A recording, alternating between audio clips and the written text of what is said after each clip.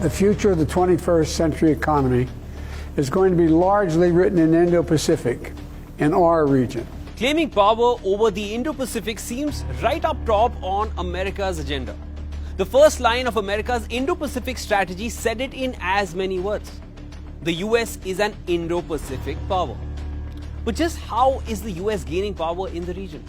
Over the past decade, our 5 regional treaty allies have increased their military expenditures by double digits. That is what delivering on our shared vision looks like. No points for guessing whose pockets get filled when US allies increase their defense expenditure. So is the Indo-Pacific America's newest market to push its weapons? Is this simply a pawn to gain footprint and power in the region while building its economy? What is the US game plan in the region? I'm Shivan Channa. Let me explain this to you.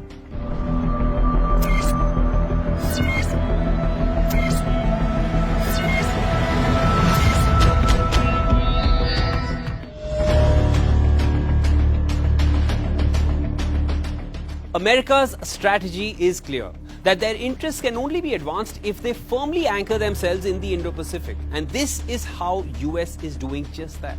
Today, we're announcing the steps to carry out our first project under AUKUS, developing Australia's conventionally armed nuclear-powered submarine capacity. US will equip Australia with nuclear-powered attack submarines as fast as possible. Australia will buy 3 to 5 of its Virginia-class US submarines. There will be increased presence of US bombers and fighters at Australian bases as well. We're pleased to announce today that President Marcos has approved 4 new EDCA locations. And that brings the total number of EDCA sites to 9. The US granted $100 million to Philippines in military financing in October of 2022. But in return, US gained access to 9 military bases where US troops will be positioned.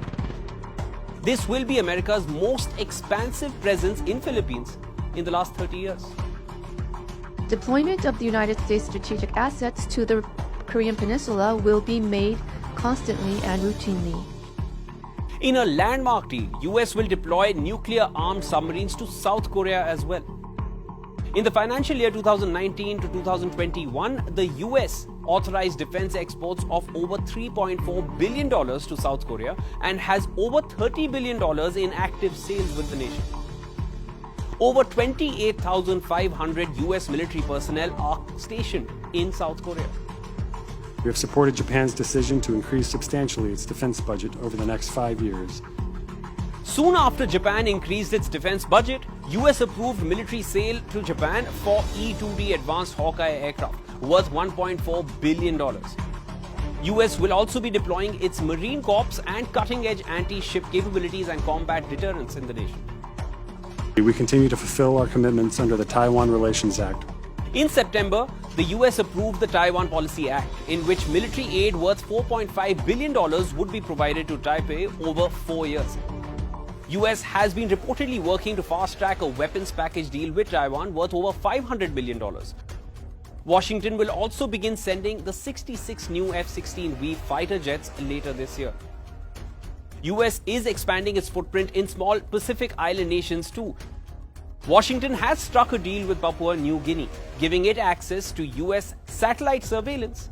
But in return, American troops will have access to Papua New Guinea's ports, airports, and its waters. Now, it is no secret that US has been trying very hard to get India to its side.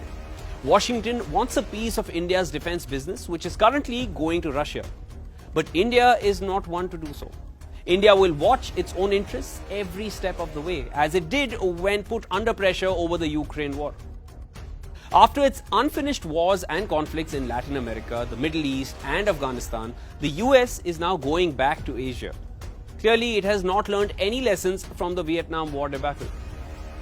Given how they fared in similar previous endeavors, which have either resulted in failure, ended inconclusively, or in a hasty exit, how do you think US military endeavor in the Indo-Pacific will end? Let me know in the comments.